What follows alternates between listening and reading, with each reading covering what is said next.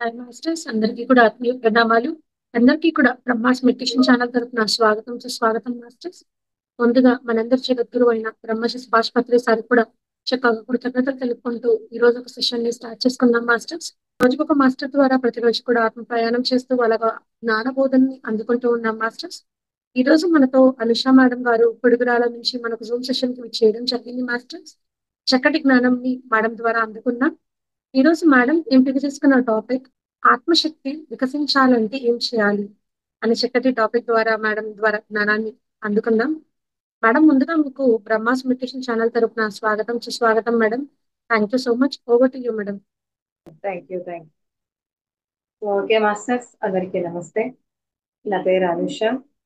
So చక్కగా మనం అందరం కూడా ఎంతో అద్భుతంగా ధ్యాన సాధనని జ్ఞానాన్ని అందుకుంటూ ఎప్పుడు ముందుకు వెళ్ళాలి. సో ఈ రోజు మనము అందుకుంటున్నటువంటి నాలెడ్జ్ ఆత్మశక్తి వికసించాలంటే ఏం చేయాలి. మరి మన ఆత్మశక్తి వికసించాలంటే వాస్తవానికి ఏం చేయాలి, మనం ఏ స్థితిలో ఉంది. ఇప్పుడు ఒకసారి పత్రిజీ గారు ఇలాగే ఒక డౌట్ ఒకరు పత్రిజీ గారిని ఒక డౌట్ అడిగారు. ఏమని అన్నారంటే, సో గురువు గారు మేము ఉన్న స్థితి నుంచి ఉన్నత స్థితికి చేరాలి అనుకుంటున్నాము అని చెప్పేసి అడగటం జరిగింది. సార్ అన్నారు, మీరు ఉన్నత స్థితిలోనే ఉన్నారు కదా ఆల్రెడీ అని చెప్పేసి సార్ అనడం జరిగింది. ఓకే, మేము ఉన్నత స్థితిలోనే ఉన్నాము అనేసి అన్నారు.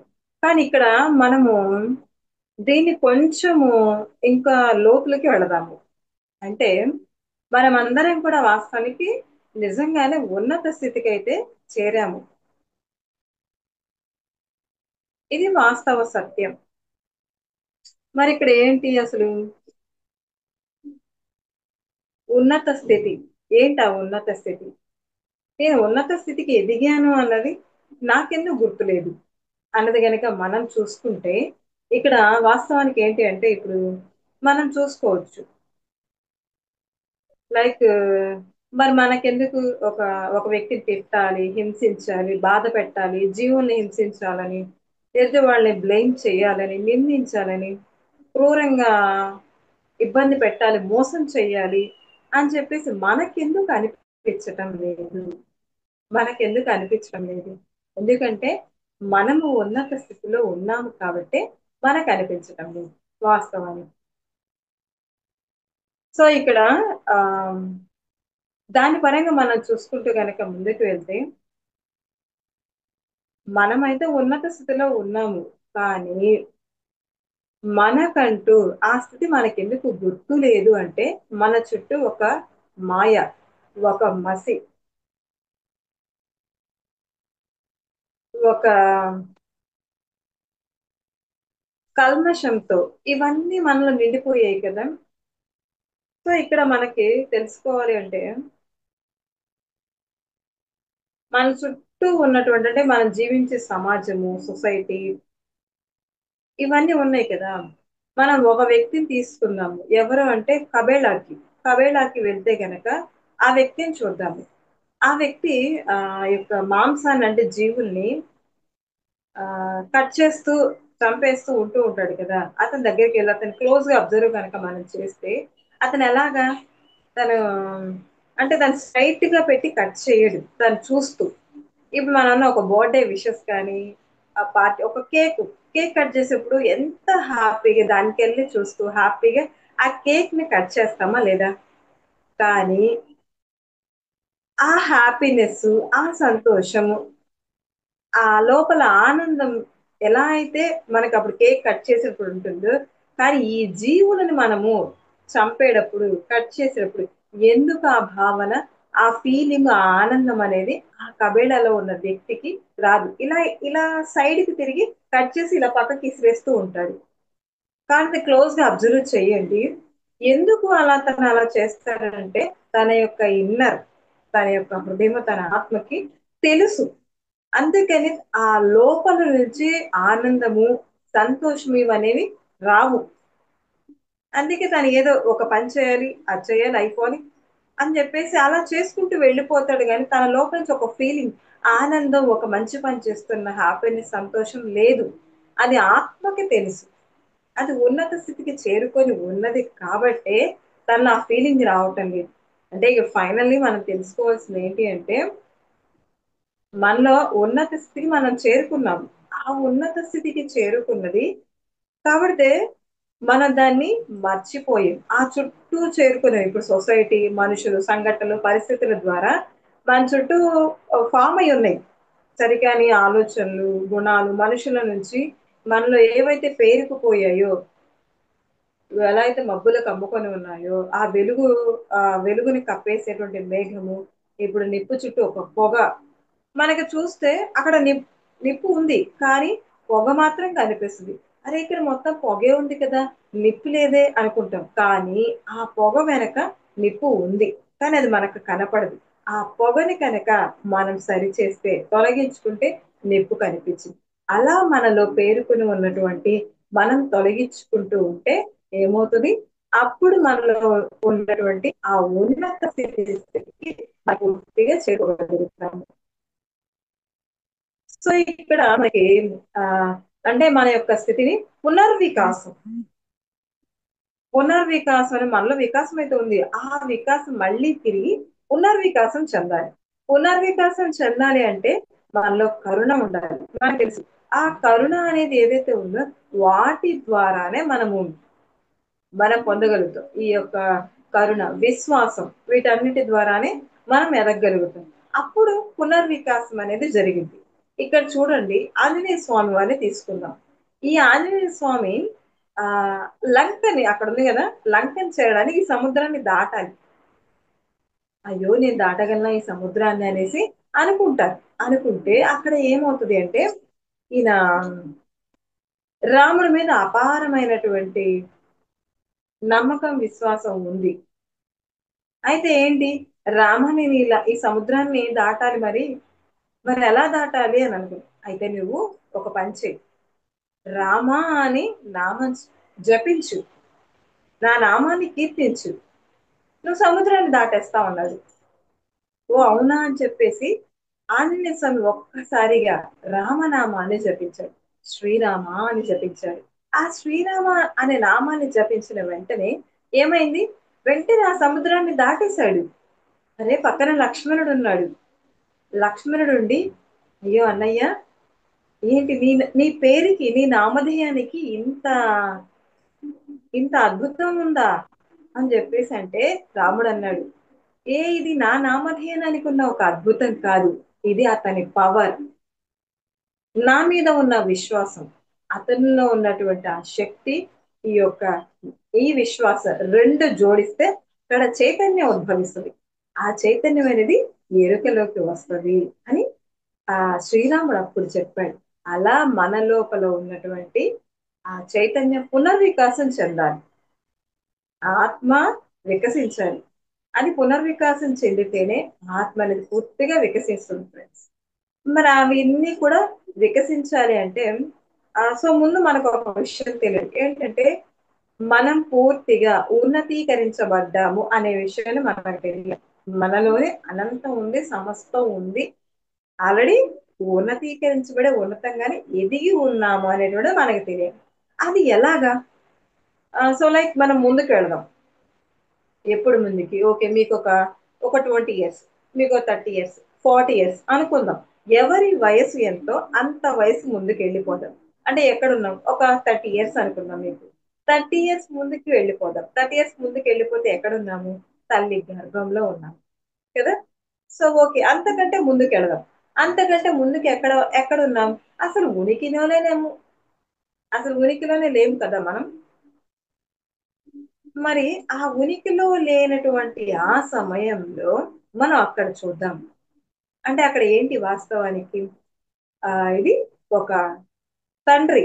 తండ్రి నుంచి 30 కోట్ల శుక్ర కణాలు బయలుదేరతాయి. తల్లి యొక్క అండాశయంలోకి అంటే ఇవి కనెక్ట్ అయ్యేటువంటి కొన్ని డోర్స్ ఉంటాయి. ఆ డోర్ ఓపెన్ అయ్యే సమయంలోనే ఏ కణం అయితే ప్రవేశిస్తుందో అప్పుడు అది బిడ్డగా అనేది జన్మించడం జరుగుతుంది. లేదా ముందు వెళ్ళినా వెనక వెళ్ళినా ఆ 20 కోట్ల కణాలు మరణిస్తాయి. మరణిస్తాయి ఆటోమేటిక్ గా అది ముందైనా తర్వాత అయినా. ఇప్పుడు సో ఇక్కడ ఏంటి, ఈ 30 కోట్ల కణాలలో ఎవరైతే కరెక్ట్ సమయానికి, అంటే ఆ యొక్క గేట్ టనల్స్ అని ఉంటాయి, అది ఓపెన్ అయినప్పుడు మాత్రమే, ఆ సమయంలోకి వెళ్ళి కనెక్ట్ అయినప్పుడే అప్పుడు అది జరగటం సంభవిస్తుంది ఇక్కడ. సో దానికి రుజువే ఎవరయ్యా అంటే మీరు నేను అలా వచ్చాము కాబట్టి, అలా కనెక్ట్ అయ్యాము కాబట్టి మనం ఇలా జన్మించడం జరిగింది. సో అక్కడ వాస్తవానికి ఏంటి అంటే చూడండి, అక్కడ ఉన్నటువంటి టనల్స్, మరి ఇటు మనం ప్రయాణించే భాగంలో లెఫ్ట్ కి వెళ్ళాలా రైట్ కి వెళ్ళాలా, అంటే అక్కడ అన్ని డోర్స్ అనేది క్లోజ్ అయ్యి ఉంటాయి, ఎటు వెళ్ళాలో తెలియదు. యాక్చువల్లీ అక్కడ ఒక ఏ వైపు ఎక్కడున్న దారి మనం కనుక్కోవాలి. అలా మనం కనుక్కొని ప్రయాణించి కరెక్ట్ అయిన దారిలో వెళ్ళినప్పుడే అక్కడ డోర్ ఉండదు, అంటే ఆ దారిని మనమే సృష్టించుకోవాలి. అదే ఆ యొక్క అండము. దాంట్లోకి మనం ప్రవేశించినప్పుడు కరెక్ట్ అయిన దారిలోకి నువ్వు ఆ మార్గాన్ని కనుక్కొని ఆ టనల్స్ అప్పుడు నువ్వు ఓపెన్ చేసుకొని వెళ్ళగలిగితే అప్పుడు నువ్వు అలా జీవించినట్టు నువ్వే జన్మ తీసుకోవడం జరిగింది. అంటే చూడండి, ఇలా మనము జన్మించక ముందే, మన ఉనికిలోకి మనం రాకముందే చూడండి ఎంత సాహసం మనం చేశామో. అదే మన యొక్క గొప్పతనం. అంటే ఆల్రెడీ ఆత్మశక్తి అనేది వికసించి ఉంది. ఆత్మశక్తి అనేది వికసించి ఉంది. అది మనం గ్రహించాలి. ఆ నమ్మకం మనకి ఉండాలి. ఆ విశ్వాసం మనకు ఉండాలి. అది నమ్మినప్పుడే ఓహో! ఓకే. నాలో అనంతమైనటువంటి ఉన్నత స్థితిని నేను చేరుకున్నాను.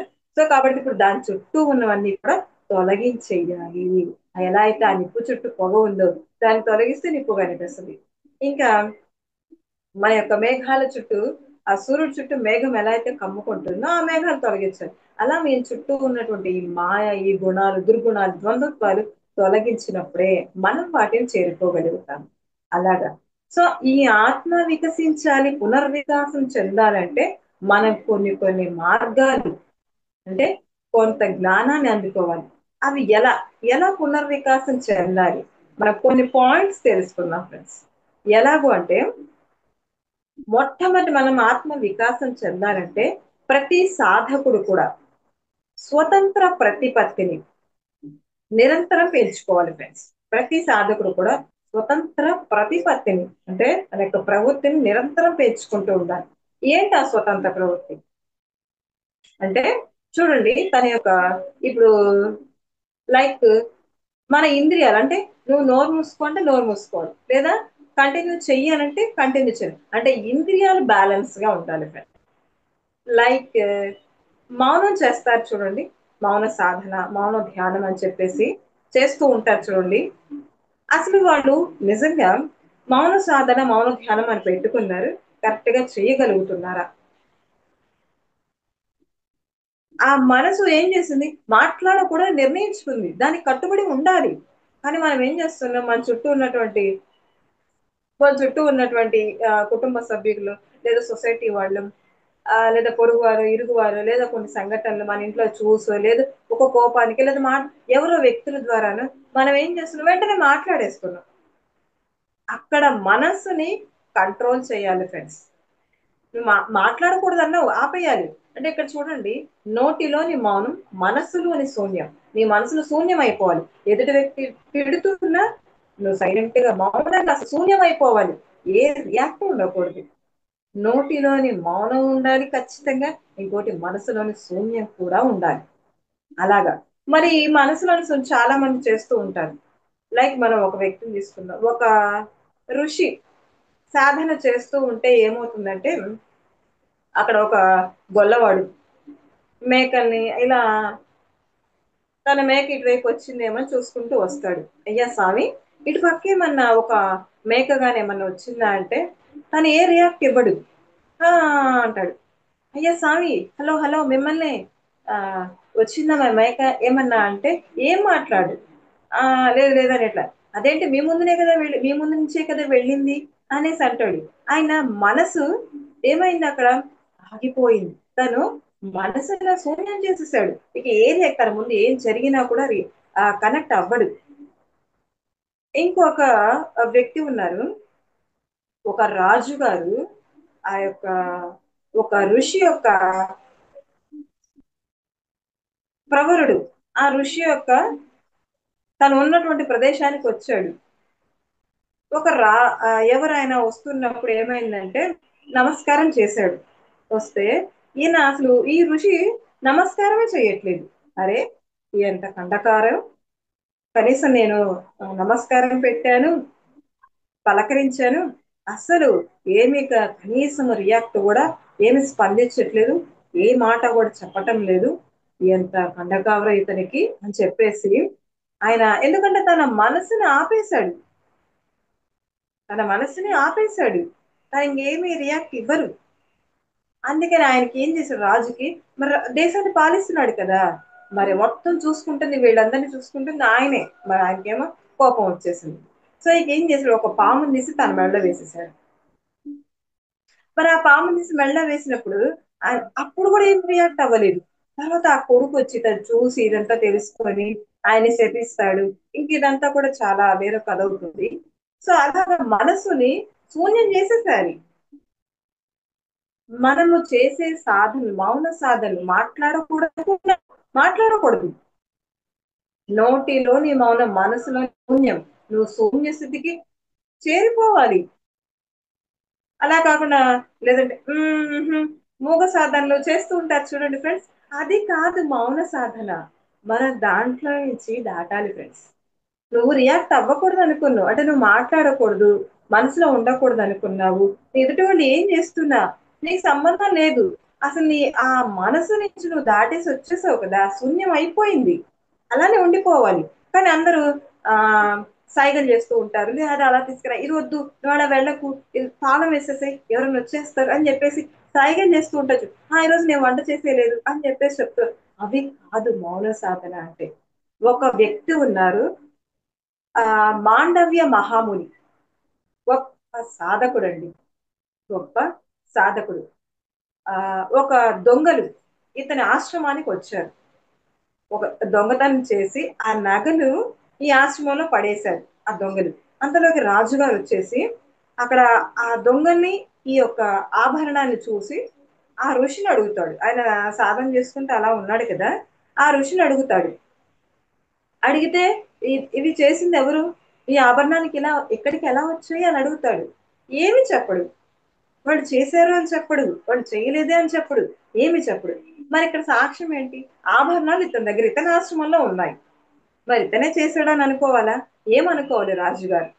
అందుకని చెప్పేసి ఆయన, సో ఇప్పటికైనా నిన్ను అడుగుతున్నాను, నువ్వు సమాధానం చెప్పు, లేదా విపరీతమైన దండన నీకు లభిస్తుంది, శిక్ష పడుతుంది అన్నాడు.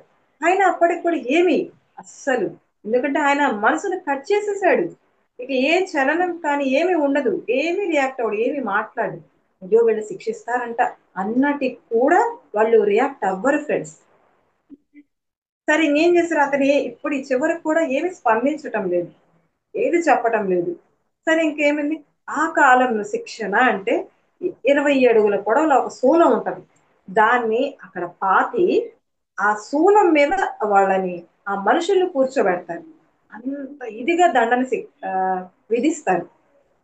ఇక ఈయన ఇప్పుడు చివరికి అడిగారు, ఏమి చెప్పటం లేదు. అయితే ఇంకా మరి ఇతను ఏమి చెప్పట్లే, ఇతనే చేస్తుంటాడు. ఎంత చూడు అసలు, కనీసం సమాధానం కానీ మాట్లాడటం కానీ, అసలు ఎలాంటి వ్యక్తులు చూడు అని చెప్పేసి ఆయన కోపం వచ్చేసి శిక్ష వేసేసాడు. అక్కడ ఏమైంది, దాని మీద కూర్చోబెట్టేశారు ఆ శూలం మీద. అసలు శూలం మీద కూర్చోవాలంటే ఒక నరకం లాంటిది, అది మనం ఒక ఫీల్ అవుతేనే మనం తెలుసుకోవచ్చు ఫ్రెండ్స్.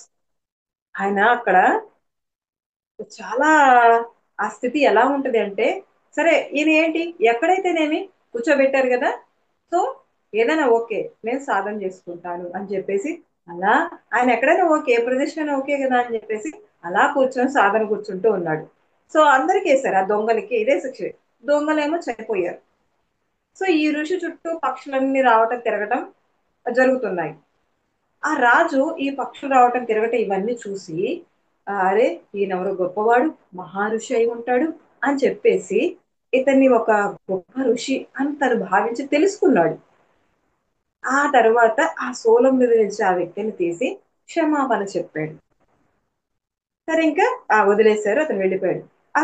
అతని రాజు గురించి ఈ ఋషిని ఒక వ్యక్తి అడుగుతున్నాడు, అయ్యా స్వామి ఏంటి మీకు అంత పెద్ద శిక్ష వేశాడు అతను, అలా వేసేసాడు ఏంటి అని చెప్పేసి అంటే, ఆ ఆ తర్వాత ఈయన అంటున్నాడు ఋషి, ఎవరు అతను వేయటానికి, నా జీవితంలో ఆ ప్రణాళిక ఉంది, నేను తెచ్చుకున్న జన్మలో ఉంది, అందుకే అతను రావడం జరిగింది, లేకపోతే అతని ఏంటి నా జీవితంలోకి ఎందుకు వస్తుంది అని చెప్పేసి ఆయన అనడం జరిగింది. అలాగా ఇలాగా ఎప్పటికీ స్వయం ప్రతిపత్తి అనేది ఉండాలి. అంటే నువ్వు మాట్లాడకూడదు అంటే మౌనంగా ఉండాలంటే ఉండాలి. నీ ఇంద్రియాలు అనేది పూర్తి కంట్రోల్ చేసుకోగల స్థితికి, ఒక వ్యక్తి తిట్టాడని ఏడటం, ఒక వ్యక్తి కోప్పడ్డాడని బాధపడ్డావు, ఒక వ్యక్తి మోసం చేసి అహంకారాన్ని, ఇవి కాదు ఫ్రెండ్స్. నువ్వు మాట్లాడకూడదని నిర్ణయించుకున్నావు, మౌన సాధన చేయాలనుకున్నావు, చేసేయి. లేదా నాకు స్వతంత్ర ప్రతిపత్తి అంటే, నేను ఎంత స్వేచ్ఛ ఉందో నాకు తెలుసా, నేను నాకు ఇష్టం వచ్చి తిరగగలుగుతున్నాను, ఇష్టం వచ్చి తినగలుగుతున్నాను, ఇష్టం వచ్చి వెళ్ళగలుగుతున్నాను, ఇష్టం వచ్చినట్లు ఎంజాయ్ చేయ, అది కాదు స్వయం ప్రతిపత్తి. వాటి ద్వారా ఆత్మవికాసం జరగదు ఫ్రెండ్స్. స్వయం ప్రతిపత్తి అంటే ఇలా ఈ విధంగా నువ్వు ఏదైతే దానికోసం ఇంత సాధన చెయ్యాలి, ఆ స్థితిలో ఆ ఇంద్రియానికి బ్యాలెన్స్ అవ్వాలి, అది పెంచుకోవాలి. ఓకే, మనం అందరం కూడా చక్కగా ఇది పెంచుకుందాం మన లోపల. ఇక నెక్స్ట్ ఇంకొక పాయింట్కి వస్తే ఉపేక్ష. ఉపేక్ష నిరంతరము మనం పెంచుకుంటూ వెళ్ళాలి, అభివృద్ధి చేస్తూ ఉండాలి ఫ్రెండ్స్. ఉపేక్ష, ఇక్కడ చూడండి చాలా మంది ఉపేక్ష అనేసరికి ఆ ఓర్పు సహనం అని చెప్తూ ఉంటారు కదా. ఓర్పు, ఓర్పుకి అసలు ఉపేక్షకి ఓర్పుకి సహనానికి ఆ చాలా డిఫరెన్స్ ఉంది. ఓర్పు అంటే ఇక ఓకే ఇతను మారడు అని వదిలేయడం. సహనం అంటే ఓకే ఇతను మారతాడు, ఇక నా జీవితం ఇంతే అని అనుకొని అలాగో జీవించేయటం. కానీ ఉపేక్ష ఏంటి అంటే ఇది ఒక కర్మకి సంబంధించి, అంటే ఏంటి, ఇతను నన్ను ఇంత బాధపడుతున్నాడంటే మనం వెనక్కి చూసుకోవాలి. నేను గతంలో ఒకే భర్త బాధపడుతున్నాడు, భర్త ఎంతో ఇబ్బంది పెట్టాను, అది ఇప్పుడు నాకు ఆ వ్యక్తి నుంచి కారణం తెలుసుకోవాలి. అలా ఆ వెనక్కి వెళ్ళి ఆ జ్ఞానాన్ని ఆ ఘటాన్ని తెలుసుకున్నటువంటి వ్యక్తి ఉపేక్షతో తాను ఉండగలుగుతాడు, ఫ్రెండ్స్. ఇలా చాలా మంది, కొంతమంది కొంతమంది కోడళ్ళు భార్యలు ఇలా స్త్రీలు ఉంటారు. అమ్మా నీకెంత ఓర్పు తల్లి, భూదేవికి ఉన్నంత ఓర్పు ఉందమ్మా నీకు అని ఒక బిరుదు ఇచ్చేస్తారు. ఆవిడేంటి దాన్ని పట్టేసుకొని దాన్ని పట్టుకుని వేలాడుతూ అయికింతే నా జీవితం ఇంతేనమ్మా, ఇక నా జీవితం అంతా ఇలా ఇబ్బందులు కష్టాలతో నేను ఉండాల్సింది, ఇలాగే మగ్గిపోవాల్సింది, ఇక నా జీవితం నేను ఇలా రాసుకున్నాను ఇంతేనమ్మా అని చెప్పేసి అలా ఏడుస్తూ అలా కృంగిపోతూ ఆ జీవితాన్ని అలా కష్టాలను అనుభవిస్తూ ఉండిపోతుంటది. కానీ ఫ్రెండ్స్ అది కాదు, ఇక్కడ నువ్వు ఎందుకు అనుభవిస్తున్నావు నీ గతానికి వెళ్ళి నువ్వు చూసుకోవాలి, అప్పుడు నీకు ఉపేక్ష ఉంటుంది. ఉపేక్ష అప్పుడు వస్తుంది, నేను చేశాను కాబట్టే ఇప్పుడు నాకు వచ్చింది ఈ పరిస్థితి అని నీకు ఇక్కడ వస్తుంది ఫ్రెండ్స్. సో ఇక్కడ మనము ఈ విషయానికి వస్తే ధర్మరాజు చూద్దాం. ఉం? ధర్మరాజు వారందరికీ తెలుసు, తాను జూదం ఆడారు. ఇప్పుడు మనకి పేకాట అంటారు చూడండి ఫ్రెండ్స్, పేకాట జూదం వేరు, రెండు వేరు. కానీ పేకట జూదం రెండు ఒకటే అనుకుంటారు, అది రెండు వేరు. అప్పటి ఆ రాజ్యాలు ఇప్పుడు క్రికెట్ ఎలా ఆడుతున్నారో అలాగా అప్పుడు ఆ సమయంలో ఆ కాలాల్లో జూదం ఉంది, జూదం మాత్రమే ఉంది, ఇంకేమీ లేదు. ఇంకని ఎదుటి రాజ్యపు ఆహ్వానిస్తే తప్పకుండా మనం వెళ్ళాలి, అప్పుడు గౌరవప్రదంగా ఉంటది. లేదా వెళ్లకుండా తిరస్కరించారనుకోండి ఈ రాజ్యానికి అవమానంగా ఉంటుంది, అందుకని తప్పదు వెళ్ళాల్సిందే. సో వీళ్ళు వెళ్ళటం జరిగింది. మరి మనందరికీ తెలుసు కదా, ఆ ఇతను దుర్యోధనుడు ధర్మరాజు రాజ్యాన్ని కోల్పోవడం ఇవన్నీ మనందరికీ తెలుసు కదా. ఇక్కడ ఏమైంది అంటే ద్రౌపది, విషయం తెలుసు కదా, ఆయన తన యొక్క ధర్మరాజు తన తమ్ముళ్ళను కోల్పోతాడు, రాజ్యాన్ని కోల్పోతాడు, అన్నిటిని సమస్తాన్ని కోల్పోతాడు, ద్రౌపదిని తీసుకొస్తాడు, ద్రౌపదిని కూడా కోల్పోతాడు కదా. సో ద్రౌపది వచ్చిన తర్వాత అంటుంది ఏంటది, సరే నేను ఇప్పుడు మీకు బానిసను అయ్యాను, ఓకే అయితే నేను యాక్సెప్ట్ చేస్తాను, నాకు ముందు ఒక విషయం చెప్పండి అనేసి అంటుంది. ఏంటి అంటే, సో ఇప్పుడు వీళ్ళందరూ ఓడిన తర్వాత నన్ను దీంట్లో ఒడ్డారా లేదా నన్ను ఒడ్డిన తర్వాత ఓడిపోయారా అని ప్రశ్న వేస్తే చుట్టూ ఉన్నవారు లేదమ్మా ముందు వాళ్ళందరూ ఓడిపోయారు, ఓడిపోయిన తర్వాత నిన్ను ఒడ్డారు అని అంటుంది. అప్పుడు ఆవిడ ఏం చెప్పింది అంటే ఒక పాయింట్ తీసుకొచ్చింది. ఏంటి? అవును, వాస్తవానికి సరే, వాళ్ళందరూ ఓడిపోయారు కదా, మరి వాళ్ళందరూ ఓడిపోయినప్పుడు నన్ను పెట్టడానికి ఎక్కడ అర్హత ఉంది? ఓడిపోయిన వ్యక్తికి ఇంకెక్కడ ఉంది? అతను ఆల్రెడీ ఓడిపోయారు కదా, ఎలా పందెం కాస్తాడు? నన్నెలా పెట్టగలుగుతాడు ఓడిపోయిన వ్యక్తి? గెలిచిన వ్యక్తి కదా పెట్టేసి తర్వాత ఆటని కంటిన్యూ చేస్తారు. ఓడిన వ్యక్తికి ఏ అర్హత ఉంది, ఏ హక్కు ఉంటుంది నన్ను వడ్డడానికి? అయితే ఇది చెల్లదు కదా అని తను చెప్పంగానే సో ఇది చెల్లదు, మీరు ఇంతటితో కనుక ఇది ఆపకపోతే నేను శ్రీకృష్ణుడికి చెప్తాను, అప్పుడు ఆయన వచ్చి తన సమస్త రాజ్యంతో వచ్చి ఈ సమస్త రాజ్యాన్ని భూస్థాపితం చేసేస్తారు అని అంటే, అప్పుడు ధృతరాష్ట్రుడు లేదు లేదు, నువ్వు చెప్పింది కరెక్టేనమ్మా, మమ్మల్ని క్షమించు అని చెప్పేసి, సరే నీకేం కావాలంటే మమ్మల్ని బానిసల నుంచి విముక్తులు చేయండి, మా రాజ్యాన్ని ఇచ్చేసేయండి అని అప్పుడు ద్రౌపది చెప్పగా సరే అని చెప్పేసి అన్ని ఇచ్చేస్తారు, వదిలేస్తారు, వచ్చేస్తారు. తిరిగి ద్రౌపది వీళ్ళందరూ వెళ్ళిపోతారు కదా ఇంటికి. వెళ్ళిన తర్వాత అప్పుడు ఏంటి, ద్రౌపది ధర్మరాజుని అడిగింది, గట్టిగా అడిగింది. మనం ఏదో చూస్తాం కదా కథల్లోను, ద్రౌపది ఏమీ అనలేదు, సైలెన్స్ గానే ఉంది అని చెప్పేసి అంట. లేదు, మామూలుగా ద్రౌపది అందరి ఆడవాళ్ళలాగానే ఎందుకు నువ్వు అలాగా అసలు అన్నదమ్ముల్ని, భార్యని, రాజ్యాన్ని ఇలాగా పెట్టేశావు, నీకు బుద్ధి ఉందా లేదా, అలా పెడతారా అసలు అని చెప్పేసి అలా గట్టిగా అడిగేసింది. సో ఇక ఏంటి, శకుడు తర్వాత ఏమైందంటే, శకుడు మళ్ళీ బాగా ప్లాన్ వేసేసి రెండోసారి జూదం మళ్ళీ పిలిచాడు. ధర్మరాజు మళ్ళీ వెళ్ళటానికి రెడీ అయిపోయాడు. ద్రౌపది అడ్డుగా వెళ్ళి ఆపేసింది. ఏంటిది, ఏం చేస్తున్నావు నువ్వు అసలు, ఇంత పోయింది, అయినా నీకు ఇంకా బుద్ధి రాలేదు, మళ్ళీ రెండోసారి వెళ్ళడానికి రెడీ అయ్యావు ఏంటి అనేసి అడిగింది. అంటే అప్పుడు తను చూడండి, ఆ చెప్తుంది, ఇక్కడ ఎవరు అసలు వాస్తవానికి ఎవరు పిలుస్తున్నారు, ఎవరు వెళ్తున్నారు, ఇది ఆల్రెడీ కూడా అంటే ఆ ఇప్పుడు నేను వెళ్ళటం లేదు, ఆల్రెడీ ఒకసారి మనం ఓడిపోయాం. ఇప్పుడు మళ్ళీ నేను రెండోసారి వెళ్తున్నాను, మళ్ళీ నీకు ఓడిపోయాను అనుకో, అంటే మనందరం కూడా ఒక ప్రణాళిక ఏంటి అంటే, ఐదుగురం ఒకటి నువ్వు ఆరుగురం కూడా వనవాసానికి వెళ్ళవలసిన డిజైన్ ఉంది ఇక్కడ. అది శ్రీకృష్ణుడే రాశాడు, ఆయనే రచించాడు, ఇది మన డిజైన్ లో ఉంది, మనందరం వెళ్ళాలి. ఫ్రెండ్స్ ఇక్కడ చూడు, ఒకే పరిస్థితి పదే పదే పదే రిపీట్ అవుతుంది అంటే ఇది ఎప్పటికైనా ఎండింగ్ రావాలి, ఎండింగ్ కి ఖచ్చితంగా వస్తుంది. ఇప్పుడు ఒకసారి వీళ్ళు ఓడిపోయారు, అప్పుడే యాక్చువల్లీ వనవాసానికి వెళ్ళాలి, కానీ మధ్యలో ద్రౌపది వచ్చి అడ్డుపడి వనవాసానికి వెళ్లకుండా ఆగిపోయింది. ఇప్పుడు మళ్ళీ జరుగుతుంది, మళ్ళీ ఇప్పుడు కూడా నువ్వేదో ఒకటి అడ్డుగా వేసావనుకో, వనవాసం మళ్ళీ ఆగిపోయింది. ఇది కొన్ని రోజులైనా కొంతకాలమైనా వనవాసానికి అనేది ఖచ్చితంగా మనం వెళ్తాం కదా, వెళ్ళాల్సిందే. అది మన డిజైన్ లో ప్లాన్. అదేదో అప్పుడే మనం వెళ్ళవలసింది, అడ్డుగా ఉండటం ద్వారా వనవాసం ఆగిపోయింది. చూడండి ఫ్రెండ్స్, ఇక్కడ కృష్ణుడు వేసిన డిజైన్ ఇది, అంటే వీళ్ళ డిజైన్ అదే, కృష్ణుడు వేసిన ప్రణాళిక కూడా అదే. వీళ్ళు వనవాసానికి వెళ్ళి అక్కడ చేయవలసినటువంటి, నేర్చుకోవలసినటువంటి, అంటే ఈ మహాభారత యుద్ధం ధర్మ సంస్థాపన జరగాలంటే ఈ పాండవులందరిలో అధికమైన శక్తి, చైతన్యం, నైపుణ్యత ఇవన్నీ మేల్కొనాలి. అవి ఈ వనవాసానికి వెళ్తేనే వాళ్ళ ఆ సమయాన్ని వీళ్ళు వృద్ధి చేసుకోగలుగుతారు. అందుకే వనవాసానికి వీళ్ళు ఖచ్చితంగా వెళ్ళాలి, ఇది ప్లానింగ్. సో ఇప్పుడు ఎవరు ఆపినా కూడా,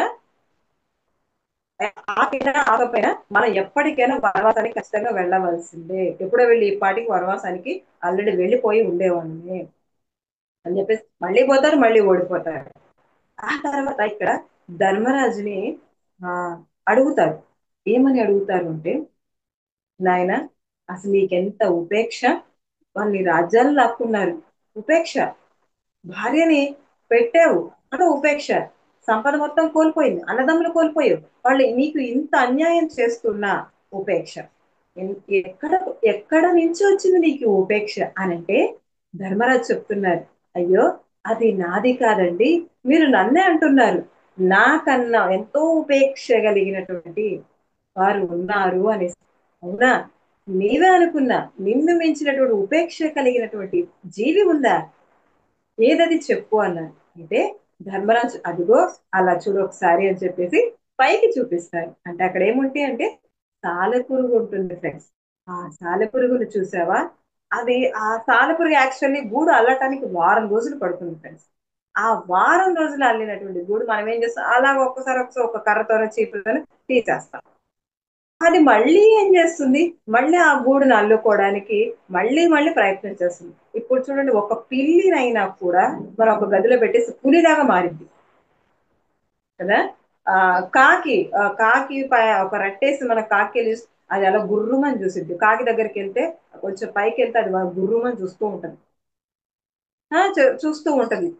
అలాగా మనకొక పిల్లి కానీ, ఇలా పక్షులు కానీ ఏదైనా కూడా మనకి ఏదో ఒకటి కోపాన్నో, ద్వేషాన్నో ఇలాగ మన మీద చూపిస్తూ ఉంటాయి.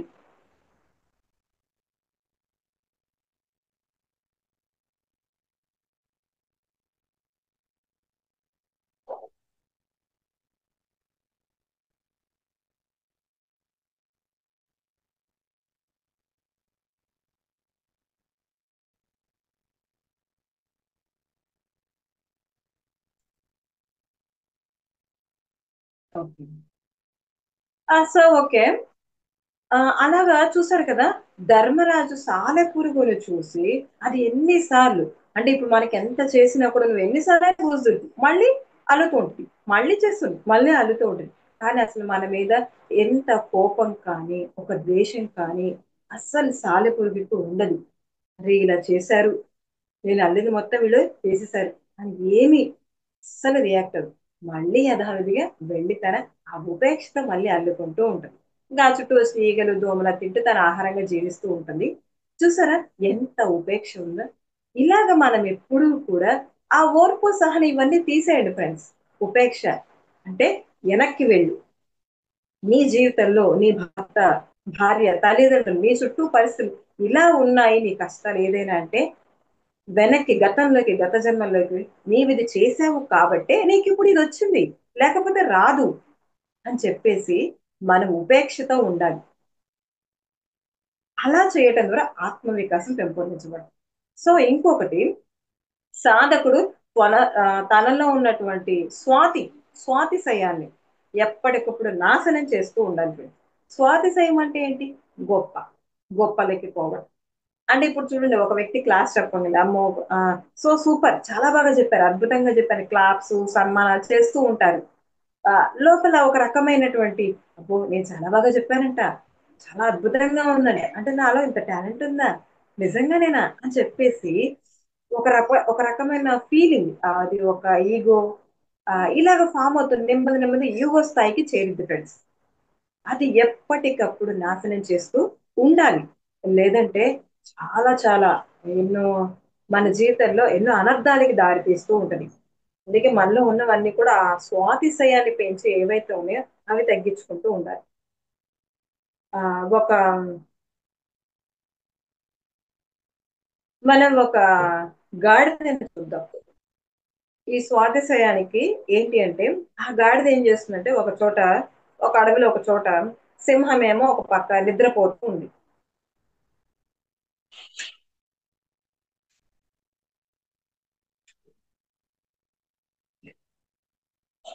సింహమేమో ఒక చోట నిద్రపోతూ ఉంది ఓకే పక్కనేమో గాడిద చెరుకులు తింటూ ఉంది. సో అదేదో చెరుకులు తింటే అబ్బాయి ఎంత బాగున్నాయి అని చెప్పి చక్కగా పెద్దగా సౌండ్ ఓండ్రు పెట్టేసింది పెద్ద సౌండ్ పెట్టేసింది. ఈ సింహం ఏమో నిద్రలో ఉంది కదా నిద్రమత్తులో కళ్ళు తెచ్చి దానికి అదేదో జీవిలాగా కనిపించింది. కనిపించేసరికి ఏమైంది అమ్మో ఇదేదో జీవి వచ్చేసింది అని చెప్పేసి పరిగెత్తడం స్టార్ట్ చేసింది. గాడిద ఏం చేసింది అమ్మో నా యొక్క శబ్దానికి నా ఓండ్రికి నా యొక్క సౌండ్ కి ఈ యొక్క సింహం నన్ను చూసి పారిపోతుంది. ఓహో నేను చాలా గొప్పదాన్ని అన్నమాట అని చెప్పేసి ఇక తనలో తాను ఒక స్థాయికి పెరిగిపోయింది. గొప్పగా ఫీల్ అవుతూ పరాకాష్ఠకు చేరుతుంది. ఇక అదేం చేసింది అది పరిగెత్తుతుంది కదా సింహం దాని వెనక ఈ గాడిద సౌండ్ చేసుకుంటే ఇంకా పరిగెత్తుతుంది. కొంత దూరం పోయిన తర్వాత తనకి సింహానికి అనిపించింది అరే ఏంటి నేను ఎందుకు వాస్తవానికి పరిగెత్తుతున్నాను అని అది అప్పుడు నిద్రలో ఉంది కదా, ఏదో అనుకుని పరిగెత్తింది కదా. ఇప్పుడు తను ఒకసారి వెనక్కి తిరిగి చూసింది. ఓ చూస్తే ఏంటి, ఓహో ఓకే ఇది గాడిద కదా, గాడిద యొక్క శబ్దాన్ని విని నేను పరిగెత్తుతున్నానా అని చెప్పేసి అది అక్కడ ఆగింది. ఆగితే ఇక్కడ ఏంటి గాడిద సౌండ్ చేసుకుంటూ అరుస్తూ పెద్దగా అరుస్తూ వస్తుంది కదా, ఇది గమనించలేదు. ఇది పరిగెత్తుతుంది కదా అని చెప్పేసి ఆ గాడిద హ్యాపీగా ఫీల్ అయ్యి ఒక స్థాయికి వెళ్ళిపోయింది. ఇక ఇంకా అరుస్తూ దాని దగ్గరకు వచ్చేసింది. వచ్చేసి పెద్దగా గట్టి సౌండ్ చేయడం స్టార్ట్ చేసింది. సింహం ఏం చేసిందంటే ఒక్కసారిగా దాని మీద ఒక్క ఏటు ఒకటే దెబ్బేసింది, తినేసింది. ఇలా ఫ్రెండ్స్, ఎక్కడైతే ఎప్పుడైతే గొప్పలకి పోతూ ఉంటామో మనలో నా స్వాతిశయాన్ని, నీలో ఎప్పుడు ఒక ఫీలింగ్ పెరిగిద్ది.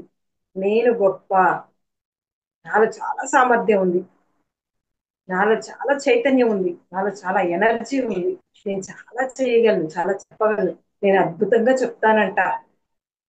వాళ్ళు ఏం చెప్తారు, వాళ్ళు చాలా వాళ్ళకి ఏం రాదట, నేను చాలా సూపర్ గా చెప్తానట అని మనలో ఒక పెరుగుతూ ఉంటుంది చూడండి. అలా ఎప్పుడైతే నువ్వు పెరుగుతావో, పెరుగుతూ పెరుగుతూ పోతుందో అది ఆ యొక్క సింహం నోట్లోని గాడిద వలె ఆహారంగా నువ్వు నశించిపోతావు. ఆ స్వాతిశయాన్ని మనం ఎప్పటికప్పుడు ఏ రోజుకి ఆ రోజు, నువ్వు ఈ రోజు ఒక పెయింటింగ్ వేసావా, నేను సూపర్ అన్నారా, ఇక ఇక్కడి నుంచి తాడి చెట్టు ఎక్కేస్తావు. అదే నెక్స్ట్ రోజు ఇంకొక వ్యక్తి నీకన్నా సూపర్ వేసాడు అనుకో, నేను పక్కన పడేసి ఆ జనాలందరూ ఆ వ్యక్తి దగ్గరికి వెళ్ళిపోతారు. ఇక్కడైతే ఇంకా బాధపడుతూ ఇతను చాలా బాధ దిగులతో ఉంటాడు. ఈ స్వాతిశయానికే సినీ ఫీల్డ్ అందరూ కూడా ఇదే. వాళ్ళందరూ ఏంటంటే ఇప్పుడు జనాలందరూ కూడా ఒక సినిమా పాపులర్ అయినా, ఒక హీరో ఒక సినిమా నటించిన, అబ్బో వీళ్ళు హీరో, వీళ్ళు సినిమా వాళ్ళు, వీళ్ళు గొప్పవాళ్ళు, చాలా అని చెప్పేసి ఫ్యాన్స్ అని చెప్పేసి వాళ్ళు అలాగే తిరుగుతూ ఉంటారు. ఆ హీరోలు ఈ సినిమా వాళ్ళు ఏం చేస్తారు, అబ్బో నాకు ఇంతమంది ఫ్యాన్స్ ఉన్నారు, నేను చాలా హయ్యర్, చాలా గొప్ప అని చెప్పేసి వాళ్ళందరూ ఏం చేస్తారు, తను ఒక లెవెల్లో ఉన్నాడని కొంటూ ఉంటాడు. ఏమైంది వెంటనే ఇతను వదిలేసి ఇంకొక వ్యక్తిని సినిమాలో తీసుకోవాలి, ఇతను డౌన్ అయిపోతాడు కదా.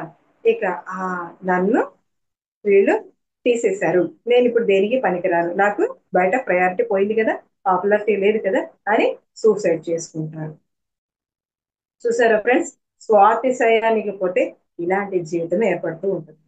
అందుకని మనలో ఎప్పటికప్పుడు నువ్వు గొప్ప ఇప్పుడు క్లాస్ చెప్తాను వెరీ గుడ్ కాంగ్రాట్స్ అన్నారనుకోండి, పొంగిపోకూడదు ఫ్రెండ్స్. ఓకే అవునా, థ్యాంక్ యూ అని చెప్పేసి హ్యాపీగా రిసీవింగ్ చేసుకుని అక్కడితో వదిలేయాలి. దాన్ని మోసుకుంటే నేను గొప్ప అంట, చాలా తోపంట, చాలా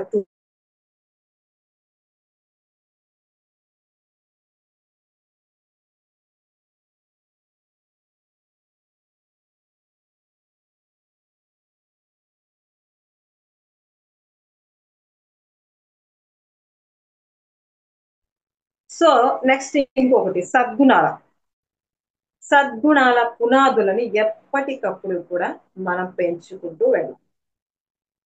సద్గుణాల పునాదులు ఫ్రెండ్స్, ఈ సద్గుణాల మరి గుణాలు ఉండాలి మనలో ఎప్పటికప్పుడు కూడా. ఈ గుణాలు మరి నీ యొక్క గుణాలు చూడండి, నువ్వు ఎన్ని సాధనలు చెయ్యి, ఎన్ని శాకాహారాలు చెయ్యి, ఎన్ని ధ్యానాలన్నా చెయ్యి, ఎన్ని బుక్స్ అన్నా చదువు, కానీ నీ గుణాలలో మార్పు రానంత వరకు నీ చైతన్య వికాసం పునర్వికాసం చెందదు, డౌన్ఫాల్ అయిపోతావు నీ గుణాలు మారకపోతే. అందుకే చూడండి ఎన్నో సంవత్సరాలు సాధన చేస్తున్నాము అని అంటారు, వాళ్ళు ఆ గుణాలు మారు, ఆ వ్యక్తిని అలా బ్లేమ్ చేస్తూ ఉంటారు, ఇలా చేస్తూ ఉంటారు. చూడండి చాలా మంది మనలో ఈ గుణాలు అంటే ఎదుటి వాళ్ళని బ్లేమ్ చేయకూడదు, జడ్జి చేయకూడదు, వాళ్ళ చులకన చెయ్యకూడదు. ఇలా ఇవన్నీ కూడా నీవు అవి చేయకుండా అవి చేయకుండా ఒక సద్గుణాలు మంచి గుణాలు నీలో పెంపొందించబడాలి ఫ్రెండ్స్. నువ్వు సాధన చేస్తున్నా అని నువ్వు అనుకుంటున్నావు, బుక్స్ చదువుతున్నా ఎంతో తెలుసుకున్నా అనుకుంటున్నావు, మరి గుణాలు ఎక్కడ మారాయి? అవి మారకపోతే నువ్వు ఎక్కడ మారుతావు, నువ్వు ఎక్కడ ఉన్నత స్థితికి చేరుతావు, అవి మారాలి. ఇక్కడ మనకి చూడండి ఒక వ్యక్తి ఎవరయ్యా అంటే రామాయణంలో మనకి విభీషణుడు ఉన్నాడు కదా, విభీషణుల వారు, ఆ విభీషణ వారు రావణాసురుడు చేసే వాటిని తను తనకి నచ్చదు. అందుకే ఏం చేస్తాడు, శత్రువు అయినటువంటి రాముడు రాముడి దగ్గరికి వచ్చేస్తాడు. ఎందుకంటే రావణుడు తనని బయటికి పంపించేస్తాడు, నువ్వు చేస్తుంది అధర్మము, మంచిది కాదు, అలా చెయ్యకు అని చెప్పేసి విభీషణుడు తన అన్న అయిన రావణాసురుడికి చెప్తే రావణాసురుడు ఏం చేశాడు? తన్ని బయటికి నెట్టేశాడు. నువ్వు నా వాడివై ఉండి ఎదుటి వాడి తరపున నువ్వు వాళ్ళది సరైనది, వాళ్ళది ధర్మము కరెక్ట్ అంటావా? వద్దు, నువ్వు ఇక్కడ ఉండొద్దు, వెళ్ళిపో అనేసి పంపించేస్తాడు. ఈయన ఇక రాముడి దగ్గరికి వచ్చేసి, రామ, నేను నీకెళ్ళి నీ పార్టీలో ఉంటాను, నీ వైపు నిలబడతాను, నీ ధర్మం వైపే నేను పోరాడతాను అని చెప్పేసి అంటాడు. అప్పుడు రాముడు అంటాడు, ఇదేంటి, ఎవరైనా ఈ సమయంలో, ఇటువంటి సమయంలో రాజ్యం అంటే ఈయన మంత్రి కదా విభీషణుడు, రాజ్యంలో ఉన్న మెలకువలన్నీ కూడా ఈ విభీషణుడికి తెలుసు. ఈ సమయంలో ఏదన్నా తనకి నచ్చలేదు, అంతేగాని తీసుకుపోయి జైల్లో వేసి బంధించాలి, ఖైదు చేయాలి, బయటికి పంపించకూడదు. ఎందుకంటే రాజ్యంలో ఉన్న మెలకులన్నీ ఇతనికి తెలుస్తాయి. రావణాసుడు ఓడిపోయాడంటే సగం కారణము ఈ విభీషణుడు వల్లనే రావణాసుడు ఓడిపోయాడు. ఎందుకంటే ఎక్కడ ఏది ఉంది, ఎలా ఉంది, ఎలా ఓడించాలి, తన యొక్క సామర్థ్యం ఏంటి అని అన్ని మెలకువలు విభీషణుడికి తెలుసు. ఆయన వచ్చేసాడు. ఇవన్నీ చెప్తే ఓకే, రాముడు నిర్ణయం తీసుకోడు, మిగిలిన వాళ్ళందరూ కూడా అడిగి సలహా తీసుకోవాలి, అది మంచి పని కదా. అందుకని రాముడు అందరిని అడుగుతాడు, సుగ్రీవుడిని, మిగిలిన అక్కడ ఉన్న వాళ్ళందరిని అడుగుతాడు. అయితే ఓకే, మిగిలిన వాళ్ళందరూ హ్యాపీగా ఫీల్ అయ్యారు. కానీ ఒక సుగ్రీవుడు మాత్రము హ్యాపీగా ఫీల్ అవ్వట్లే. రాముడు అడుగుతున్నాడు, ఏంటి నీకు నచ్చలేదా అనేసి అంటే, ఆ రామ చూడు, ఇతను అన్నయ్య ఈ సమయంలో, ఆపద సమయంలో, అంటే ఈ ఈ యుద్ధాల సమయంలో అటు ఇటు జరుగుతున్న ఈ పోరులో అన్నయ్యకి తోడుగా నిలబడాలి కదా, అలా వచ్చేస్తారా, అలా చెయ్యొచ్చా అని చెప్పేసి అంటున్నాడు. అంటే రాముడు ఆంజనేయ స్వామి సుగ్రీవుని చూసి ఒక్కసారిగా నవ్వుతారు, హాస్యం, నవ్వుతారు. ఎందుకు నవ్వుతున్నారు అంటే యాక్చువల్లీ సుగ్రీవుడు వాలి అన్నదని తెలుసు కదా. ఈయన వాలి సుగ్రీవుడితో తన్ని రాజ్యాన్ని లాగేసుకొని బయటికి పెట్టేస్తాడు. అయితే ఆ సుగ్రీవుడు ఏం చేశాడు, రాముడి దగ్గరికి వెళ్ళి, రామ చూడు, వాలి నన్ను ఇలా రాజ్యాన్ని లాగేసి నన్ను బయటికి నెట్టేశాడు, నువ్వు అక్కడికి వెళ్ళేసి యుద్ధం చేసి ఆ రాజ్యాన్ని నాకు అప్పచెప్పేసి అని చెప్పేసి అంటే, సరే అని చెప్పేసి సుగ్రీవుడు అడిగిన దానికి రాముడు వెళ్ళి అక్కడ వాళ్ళు పోరాటం చేసి అతని వాలిని చంపేసి ఆ రాజ్యాన్ని సుగ్రీవుడికి ఇచ్చేస్తాడు. ఇక్కడ చూసారా, అంటే అన్నకి వెన్నుపోటు పొడిచింది ఎవరు? వాలి. సుగ్రీవుడు పొడిచాడు ఆవిని. కానీ ఇప్పుడు విభీషణుడి దగ్గరికి వచ్చేసి, అన్నకి వెన్నుపోటు పొడవచ్చా, ఈ సమయంలో అన్నతో ఉండకూడదు, అన్నని దాటి ఆ ప్రతిపక్ష పార్టీ అయినటువంటి మన దగ్గరకు వచ్చేసాడు, రేపు మనకి వెన్నుపోటు పొడవడని ఏంటి గ్యారంటీ అని చెప్పేసి అడుగుతున్నాడు. అందుకని రాముడు నవ్వటం జరిగింది. చూసారా ఫ్రెండ్స్, ఇక్కడ మనకి ఈ సద్గుణాలు అనేది ఉండాలి. ఎప్పటికైనా సద్గుణాలు ఉండటం ద్వారానే, ఈ సుగ్రీవుడి దగ్గర చూసారా, తన అన్నయ్యకి చేసింది అదే, చంపించేశాడు. కానీ విభీషణుడి దగ్గరికి వచ్చేసరికి చూడండి ఎలా మాట్లాడుతున్నాడు. సద్గుణాల పునాదులను ఎప్పుడు ఉంచుకుంటూ వాటిని అభివృద్ధి పరుచుకుంటూ వెళ్ళాలి. నీలో మంచి గుణాలు, ఎదుటి వాళ్ళని బ్లేమ్ చేయకుండా, మోసం చేయకుండా, ఎదుటి వాళ్ళకి సహాయం చేస్తూ, సేవ చేస్తూ ఇలా ఉండాలి. కానీ ఎవరి దగ్గర లాక్కోవడము, ఒకరి మీద ఒకరికి ఆ చాడీలు చెప్పడం, నిందలు వేయటం, జడ్జి చేయటం, నువ్వు తప్పు చేశావు అని జడ్జి చేయటము, ఇవన్నీ కూడా అవన్నీ చేయకూడదు. సద్గుణాలే మనలో ఉన్నతీకరించుకుంటూ వెళ్ళాలి ఫ్రెండ్స్. క్షమించే తత్వం ఉండాలి, సహాయం చేసే తత్వం ఉండాలి, నా అన్నవారిగా ప్రతి ఒక్కరిని భావించాలి, వాళ్ళు వేరు నువ్వు వేరు అని చూడకూడదు. ఇలా మనలో ఈ సద్గుణాలు పెంపొందించుకుంటూ వెళ్ళినప్పుడే ఆత్మ వికాసం, ఆత్మశక్తి అనేది వికసించటం జరుగుతుంది. అలా ఫ్రెండ్స్. సో ఇక్కడ మనకి ఆ ఎప్పుడూ కూడా నైపుణ్యం గల పనుల్నే చేస్తూ ఉండాలి, నైపుణ్యం గల పనుల్నే చేస్తూ ఉండాలి. కొంతమంది చూసారా, కొంతమంది ఇప్పుడు గవర్నమెంట్ జాబ్స్ చేసే వాళ్ళందరూ కూడా చక్కగా సమయానికి ఈవినింగ్ 6-7 కల్లా వాళ్ళ వర్క్ అయిపోతుంది, శాలరీస్ మంచిగా వస్తాయి కదా, వాళ్ళు అవి చేసుకోవచ్చు కదా. కానీ ఇంకా ఏంటి, లేదా ఇంకా సమయం ఉంది, లేదా ఖాళీగా ఉన్న వాళ్ళు, లేదా నేను ఇంకా డబ్బు ఎక్కువ సంపాదించాలనుకుని వాళ్ళ శాలరీని అంతాను లేదా ఎవరి దగ్గర ఆ ధనాన్ని తీసుకొచ్చేసి 5 రూపీస్ ఇంట్రెస్ట్, 5 రూపాయల వడ్డీకో 10 రూపీస్ వడ్డీకో ఎవరికి ఇచ్చేస్తూ ఉంటారు. ఎవరికి ఆశ ఇంకా ఎక్కువ రావాలి అని చెప్పేసి వాళ్ళకి అలవాటు లేని పనితనం, దాంట్లో నైపుణ్యం లేనటువంటి ఇలాంటి వాటిని సెలక్షన్ చేసుకొని వాటిలో వెళ్తుంటారు. ఇక వాళ్ళందరూ అలాంటి వాళ్ళు బోలెడు మంది మనం చూస్తూ ఉంటాం కదా. వాళ్ళందరూ కూడా ఎవరికైతే డబ్బులు ఇచ్చేసారో వాళ్ళందరూ ఆ డబ్బులు మొత్తం కూడా తీసేసుకొని ఐపి పెట్టేసి పారిపోతూ ఉంటారు. మనకి నైపుణ్యం ఏదైతే ఉందో అదే చేయాలి. ఇప్పుడు డాక్టర్ ఉన్నటువంటి వ్యక్తి డాక్టరే చేయాలి. ఇప్పుడు మనకుంది టీచింగ్ స్కిల్స్ ఉన్నాయి. ఇలా నాలెడ్జ్ అందరికి స్ప్రెడ్ చేయాలి. ఇది చేస్తూ ఉండాలి. నీకు ఒక శాకాహార ర్యాలీస్ని చక్కగా శాకాహార ర్యాలీస్ చేయటం వచ్చు, నువ్వు అవి చేసుకుంటూ ఉండాలి. అంతేగాని ఇంకొక విషయంలో నువ్వు ఏలు పెట్టకూడదు. అక్కడ నీకు అటర్ ఫ్లాప్ అయిపోతావు. నీకు ఏ పని వచ్చు, నీకు ఒక పెయింటింగ్ వచ్చు, పెయింటింగే చెయ్యి. చూడండి మనకి ఒక క్రికెటర్ ఉన్నారు సచిన్ టెండూల్కర్. ఆయనకి ఏంటి, చిన్నప్పటి నుంచి క్రికెట్ మీద ఇంట్రెస్ట్. వాళ్ళ తండ్రి గారు చదువుకో చదువుకో చదువుకో అంటారు. కానీ అక్కడ ఏంటి, చదువుకో అంటే మరి స్కూల్కి వెళ్ళేవాడు, పంపించేవాడు, వాళ్ళ తండ్రి గారు రోజు పంపించేవాడు. అతనికి ఏమో అసలు ఆ బుక్స్ మీద ఏ మీద ఇంట్రెస్ట్ ఉండేది కదా, ఎప్పుడు ఆటలు ఆటలు అనుకుంటూ వచ్చి క్రికెట్ ఆడేవాడు. మరి తాను ఆ ఇంట్రెస్ట్ లేకపోవటం వలన చదువులు ఎప్పుడు ఫెయిల్ అవుతూ ఉండేవి. వాళ్ళ తండ్రి గారు పంపిస్తూ ఉంటాడు, ఫెయిల్ అవుతూ ఉంటాడు. మరి ఆ తర్వాత ఏమైంది, తన క్రికెట్ మీద ఆసక్తితో తాను ఇందులోకి దాన్నే, ఎందుకంటే తన సామర్థ్యం అందులోనే ఉంది, దాన్ని డెవలప్ చేసుకున్నాడు.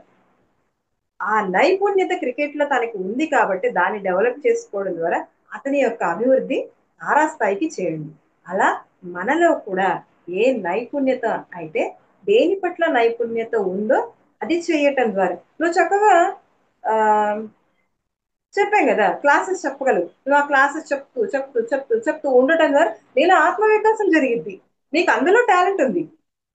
ప్రతి ఒక్కళ్ళం కూడా యూనిక్ పర్సన్స్, అందరిలో దేంతో అదొక దాని పట్ల సామర్థ్యం అనేది ఉంది. అది మనం డెవలప్ చేసుకుంటే ఆత్మ శక్తి అనేది మనది వికసించటం జరిగింది. అలా ఫ్రెండ్స్ వికసించడం జరిగింది. ఇప్పుడు చూడండి మనకి ఇంకొకటి ఇంకొక పాయింట్ ఏంటి అంటే అపనమ్మకం. అపనమ్మకం కలిగించే వ్యక్తులకి దూరంగా ఉండాలి. మనకి రకరకాల చాలా మంది అవి మాట్లాడుతూ ఇవి మాట్లాడుతూ ఏదైతే చెప్తూ ఉంటారు, అపనమ్మకం కలిగిస్తూ ఉంటారు. అటువంటి వ్యక్తులకి మనం దూరంగా ఉండాలి friends. దూరంగా ఉండాలి. అలాంటి వాళ్ళ ఎగ్జాంపులే మన కర్ణుడు. ఆ అందరూ ముందుగా మంత్రులుగా నిర్మించిన వాళ్ళందరూ పంపిస్తారు కదా, వాళ్ళందరూ చనిపోతారు. తర్వాత లాస్ట్ కి కర్ణుడే ఉన్నారు కాబట్టి ఆ పదవికి ఇంకా యుద్ధం చేయడానికి కర్ణుడు పంపిస్తారు దుర్యోధనుడు. అయితే ఆ కర్ణుడికి శల్యుడు ఉంటారు కదా, కర్ణుడికి డ్రైవర్ గా రథసారథిగా శల్యుడిని నియమిస్తాడు. ఎందుకు అంటే ఆ శల్యుడు ఈ యొక్క రథసారథిని కర్ణుడిని ఏదో ఒక మాట అనేస్తూ ఉంటాడు. అంటే దుర్యోధనుడు ఏం చేస్తాడు, నువ్వు నా స్నేహితుడిని ఇంత అవమానిస్తావు, ఇన్ని మాటలు అంటావా, ఓ నువ్వు కర్ణుడికి రథసారథిగా కర్తవ్యం చేయి, ఇదే నా ఆజ్ఞ అని చెప్పేసి వెళ్ళమంటాడు.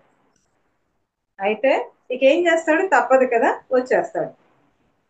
ఇక వచ్చిన దగ్గర నుంచి కర్ణుడిని నానా రకాలుగా మాటలు అంటాడు. ఏంటి కర్ణ, ఆ బాణం విల్లు పెట్టాడు అనుకోండి, నువ్వు బాణాన్ని ఎక్కువ పెడతావా, నీకు అది కూడా వచ్చా అని ప్రతి దానికి వెనక దెప్పి పొడుస్తూ ఉంటాడు. ఫాస్ట్ గా పోనీ అంటాడు రథాన్ని. నేను ఎవరిని, రాజుని,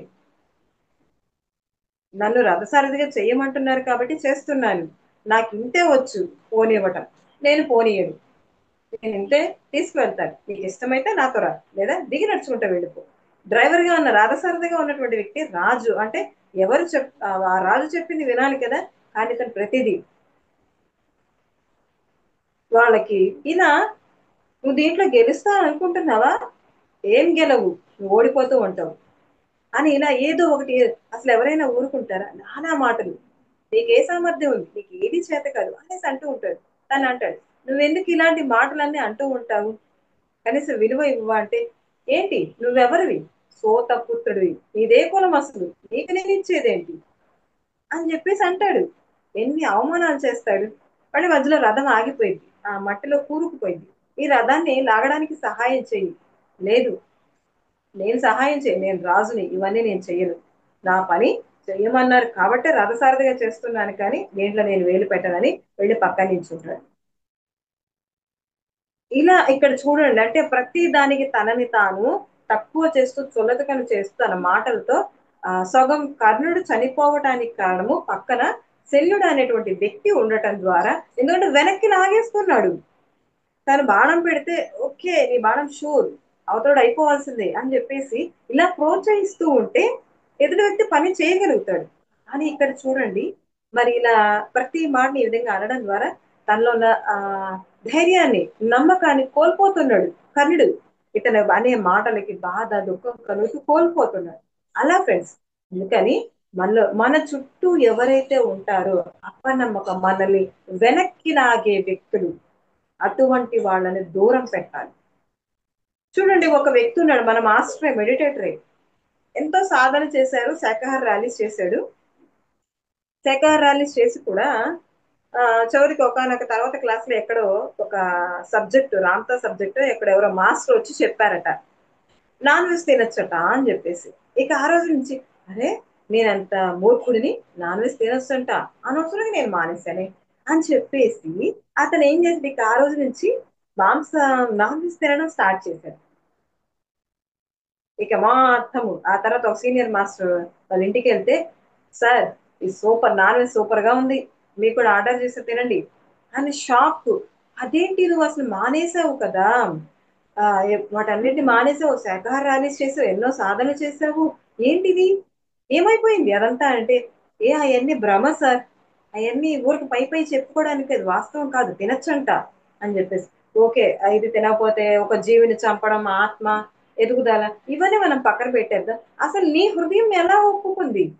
ఒక జీవిని చంపి దాన్ని తింటుంటే నీ హృదయం ఎలా ఒప్పుకుంది?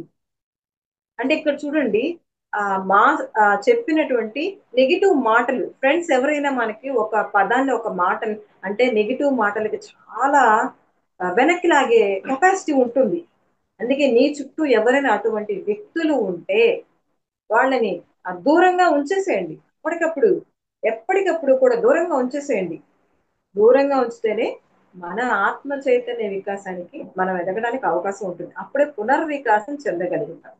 ఇక నెక్స్ట్, అధిష్టానం పట్ల నిరంతరం మనము విశ్వాసం కలిగి ఉండాలి.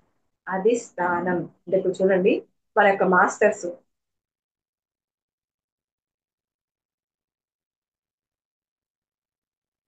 ఒక 5 minutes ఫ్రెండ్స్. సో అధిష్టానం, అధిష్టానం పట్ల మనం ఎప్పుడు ఆ నిరంతరం విశ్వాసం కలిగి ఉండాలి. అధిష్టానం ఎవరు? మనని ఉన్నత లోకవాసులు, మాస్టర్స్, వీళ్ళందరూ ఉంటారు కదా, హయ్యర్ మాస్టర్స్ అయితేనేమి, వీరందరూ, వీరందరి పట్ల మనకి ఎప్పుడు కూడా మనకు విశ్వాసం కలిగి ఉండాలి ఎప్పటికీ కూడా. ఇప్పుడు చూడండి, మనలో ఆ ఒక నమ్మకాన్ని ఎప్పుడు కోల్పోకూడదు. మనకి ఎవరైనా ఏదైనా మాటలు చెప్తున్నా ఎప్పటికీ కోల్పోకూడదు. ఇప్పుడు చెప్పా మా ఎగ్జాంపుల్, మాస్టర్ తనలో నమ్మకాన్ని కోల్పోయాడు. నేను ఎదుగుతాను, ఎదగలను అన్నటువంటి విశ్వాసం తాను కోల్పోయి మాటని పట్టేసుకుని అలా వెళ్ళిపోయాడు. ఏమైపోయాడు? మొత్తం డౌన్ ఫాలో అయిపోయాడు స్పిరిచువాలిటీలో. ఇక్కడ చూడండి, అందుకే ఇప్పుడు, అందుకే ఈ యొక్క అధిష్టానము, ఆ మాస్టర్స్ ఇప్పుడు మనలో రకరకాలుగా జరుగుతూ ఉంటాయి. పత్రి సారు అందుకే చెప్తూ ఉంటారు, మీ యొక్క అనుభవాలు,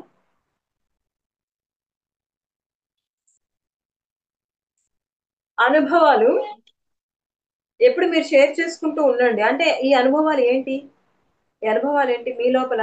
ఓకే, నాకు ఈ విధమైన అనారోగ్యాలు తగ్గిపోయాయి, నేను చాలా ఆరోగ్యంగా ఉన్నాను. మనకి ఎన్నో పరిస్థితుల్లో, ఎన్నో వ్యాపార రంగాల్లోనూ ఆ మనకి చాలా, అంటే నష్టం వస్తుంది, కలవదు, సెట్ అవ్వదు, ఇది నేను చెయ్యలేను అనుకున్న పరిస్థితులు కూడా తారుమారైపోయి మనకు అద్భుతంగా కలిసి వచ్చాయి. దాంట్లో చాలా డెవలప్మెంట్ వచ్చింది. ఎలా? అది మిరాకిల్. మనకి ఎప్పుడో ఒక శాకాహార ర్యాలీస్, పిరమిడ్స్, మన ఇంట్లో ఉన్నటువంటి వ్యక్తుల మధ్య, అంటే బాంధవ్యాల మధ్య ప్రాబ్లమ్స్ ఉంటే అవన్నీ కూడా సెట్ అయిపోయాయి. ఎలా జరిగాయి ఇవన్నీ? ఎన్నో అనుభవాలు మాస్టర్స్ మనకి, మన ఎదుగుదలకి ఇవన్నీ కూడా వాళ్ళు ఎన్నో మిరాకిల్స్ అందించారు. అందుకే ఈ అనుభవాలను చెప్పుకోవటం ద్వారా మన మాస్టర్స్ వాళ్ళందరూ ఇప్పుడు ఆ భగవంతుడు నమ్మే వాళ్ళైతేనేమి చూడండి, సాయిబాబా నాకు ఎంత చక్కగా నా వ్యాపారం ఒక మార్గం చూపించాడు, నా అనారోగ్యం నయం చేశాడు, నాకు ఒక ఆలోచన ఇచ్చి ఈ వ్యాపారం పెట్టుకోవడానికి ఆయన నాకు సహకరించారు అని చెప్పేసి ఆయన ఏం చేశారు, అంతా ఏది చేసినా నా దేవుడే చేశాడు, నా దేవుడు చెప్పడం వల్ల నేను ఇది చేశాను, నా దేవుడు చెప్పడం వల్ల నా వ్యాపారం ఇలాగా నేను దాన్ని పెంచుకుంటూ పెంచుకుంటూ వెళ్ళాను, అది నా టాలెంట్ కాదు, అంతా దేవుడే చేశాడు అని చెప్పుకుంటారు చూడండి. అంటే ఏంటి, ఆ దేవుణ్ణి అతను నమ్మాడు. అలా మనమందరం కూడా మన మాస్టర్స్ మనకి ఏదైతే ఇస్తున్నారో దాన్ని మనం నమ్మాలి. ఏది చేస్తున్నా ఎవరు చేస్తున్నా ఏది చేస్తున్నా చేయిస్తున్నా ఆ అధిష్టానం చేయిస్తుంది, అన్ని వాళ్ళ ద్వారా నెరవేరుస్తుందని మనలో ఒక నమ్మకం ఉండాలి ఫ్రెండ్స్. ఆ అప్పుడు ఆ నమ్మకం విశ్వాసం ఉన్నప్పుడే మనం ఎదగలుగుతాం, లేదంటే ఇలా తగ్గిపోతూ ఉంటాం. ఇవి మనలో పెంచుకోవాలి. నేను ఇలాగే నాకు రకరకాలుగా చాలా సార్లు వస్తే నేను చాలా చెప్తారు, ఏంటి నా శరీరంలో ఏం జరుగుతున్నాయి, రకరకాలుగా జరుగుతున్నాయి. లేదు, నీ శరీరం అంతా కూడా ఇప్పుడు క్లెన్సింగ్ ప్రాసెస్ జరుగుతుంది అని నా ఇన్నర్ ఈ కొద్ది నెలల్లో క్లియర్ అయిపోతుంది అని వచ్చింది. కానీ నేను దాన్ని నమ్మక రకరకాల మాస్టర్స్ దగ్గరికి వెళ్ళి ఏదో జరుగుతుంది, ఏమవుతుంది, ఆ నొప్పులు ఈ నొప్పులు వస్తున్నాయి అని చెప్పేసి ఆ మాస్టర్స్ ఈ మాస్టర్ దగ్గరికి వెళ్ళి తిరిగి తిరిగి అలా ఇంకా వాళ్ళు ఏదేదో చెప్పేవాళ్ళు. కానీ నా ఇన్నర్ ఏదైతే చెప్పిందో అదే విధిగా కొన్ని నెలల తర్వాత ఆ మార్పులన్నీ కూడా నార్మల్ అయిపోవడము, అంటే నా యొక్క డెవలప్మెంట్ చాలా పెరిగింది. నా ఇన్నర్ చెప్పింది, నేను నమ్మలేదు, మాస్టర్స్ ఇస్తున్నారు, నేను నమ్మలేదు. అదే నమ్మి ఉంటే చక్కగా సాధన ఇంకా పెంచుకుంటూ అటు ఇటు ఆలోచిస్తూ ఆ ఎనర్జీని అంతా దాన్ని కోల్పోయేదాన్ని కాదు. మనం ఎదగాలంటే మన అదిష్ట మన మాస్టర్స్ ని ఎప్పటికప్పుడు ఆ యొక్క దేవతల్ని మాస్టర్స్ ని ఉన్నత లోక వాసుని హయ్యర్ మాస్టర్ మన పూర్ణాత్మని వాళ్ళే నమ్ముతూ వాళ్ళ మీద ఒక విశ్వాసం, నా జీవితంలో ఏ సంఘటన జరిగినా అది నా మంచి కోసమే మాస్టర్స్ అందించారు అని మనం యాక్సెప్ట్ చేసుకుంటూ వాళ్ళ మీద నమ్మకాన్ని విశ్వాసాన్ని పెట్టుకుంటూ వెళ్ళిపోవాలి. లాస్ట్ అండ్ ఫైనల్ ఇంకోటి ఫ్రెండ్స్, నిరంతరం శ్రమిస్తూ సేవ చేస్తూ ఉండాలి. నిరంతరం సేవ చేయండి. ఇప్పుడు చూడండి, జ్ఞాన ప్రచారం చేయి, జ్ఞాన ప్రచారం చేయి, శాఖాహార ర్యాలీస్ చేయి, 10 మందికి సహాయం చేయి. ఇలా అజ్ఞానంలో ద్వంద్వత్వాల్లో కూరుకుపోయి ఉన్నారు, వాళ్ళకి చక్కగా సేవ చెయ్యి, వాళ్ళలోంచి బయటికి తీసుకురా. నువ్వు ఏ అజ్ఞానంలో ఉండి నువ్వు బయటికి తీసుకొచ్చావు, అలా అజ్ఞానాన్ని వాళ్ళకి అందించి ఆనంద జీవితాన్ని వాళ్ళకు కూడా కలిగించు. నిరంతరం శ్రమిస్తూ సేవ చేస్తూ ఉండాలి. అప్పుడే నీ లోపల నీ జీవితం వికసిస్తుంది, సుగంధ పరిమళం అవుతుంది. ఇప్పుడు మనకు చూడండి, తామర పువ్వు ఉంది, ఎక్కడి నుంచి, బురదలోంచి ఉద్భవించింది కదా. మరి ఆ తామర పువ్వు ఎంత సౌందర్యవంతంగా ఉంటుంది, ఎంత అద్భుతంగా గోచరం అవుతూ ఉంటుంది. కానీ దాని కింద బురద, అంటే ఆ బురద నుంచి ఆ మలినాల నుంచి కూడా ఉద్భవించగలదు. అలా నువ్వు నిరంతరం శ్రమిస్తూ సేవ చేస్తూ ఉండటం ద్వారా నీలో ఉన్న మలినాలు, నీలో ఉన్న కల్మషాన్ని పూర్తిగా శుద్ధి చేస్తూ సమూలంగా నశింపచేస్తూ పునర్వికాసం నువ్వు చెందుతావు. యాక్చువల్లీ తామరకి ఆ సుగంధ పరిమళం వస్తుంది అంటున్నారు. ఎక్కడి నుంచి అది ఉద్భవించింది, బురదలో నుంచి. అంటే సుగంధం బురదలో ఉంది, దానికి నిదర్శనమే ఈ తామర పువ్వు. దానికి నిదర్శనమే ఈ తామర పువ్వు ఫ్రెండ్స్. మనమే తప్పుగా అర్థం చేసుకున్నాము. ఆ మలినాలు అది ఉన్న చోట నుంచే సుగంధం పరిమళిస్తుంది. అలాగే ఇక్కడ నీ యొక్క గుణాలు దుర్గుణాలు ఏవైతే ఉన్నాయి అవన్నీ కూడా దానిలో నుంచే నీవు శ్రమిస్తూ ఉండటం ద్వారానే ఆ గుణ, నాకు ఇది ఉంది, ఇలా ఉంది, అలా ఉంది, ఆ గుణం ఉంది, ఈ గుణం ఉంది, నాకు కోపడే తత్వం ఉంది, బాధపడే భయపడే తత్వం ఉంది. నువ్వు నిరంతరం సేవ చేయి, శ్రమించు, అవన్నీ పూర్తిగా సమూలంగా నశించబడతాయి. ఆ స్థానంలో ప్రేమ వికసిస్తుంది, క్షమించే తత్వం వికసిస్తుంది. ఇలా ఫ్రెండ్స్ మనందరిలో కూడా అద్భుతంగా అప్పుడు మనము ఈ ధ్యాన సాధన నీకు వీలైనంత, ఏది వీలైతే ధనాన్ని ఇవ్వగలుగుతావా, ధ్యానాన్ని పంచగలుగుతావా, జ్ఞానాన్ని పంచగలుగుతావా, శాకాహారం చేయగలుగుతావా, అందరిలో మార్పులు తీసుకురాగలుగుతావు. ఇలా నువ్వు చేస్తూ ముందుకెళ్ళు.